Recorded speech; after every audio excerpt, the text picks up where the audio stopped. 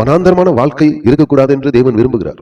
வனாந்தரத்தில் இஸ்ரேல் ஜனங்கள் அங்கே தண்ணீருக்கு பஞ்சம், பல பிரச்சனைகளை சந்தித்தார்கள். வனாந்தரத்திலே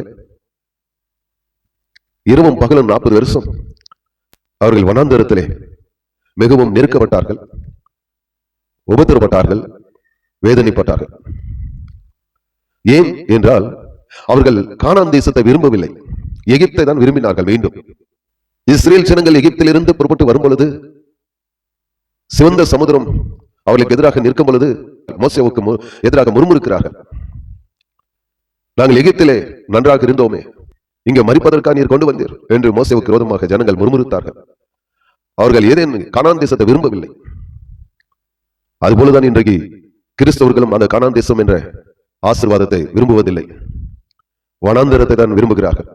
ஆசீர்வாதத்தை விரும்பினால் அவனுக்கு வரும், ஆசீர்வாதத்தை அவன் விரும்பாமல் போனால் அவனுக்கு தூரமாய் இருக்கும் என்று வேதம் சொல்கிறது.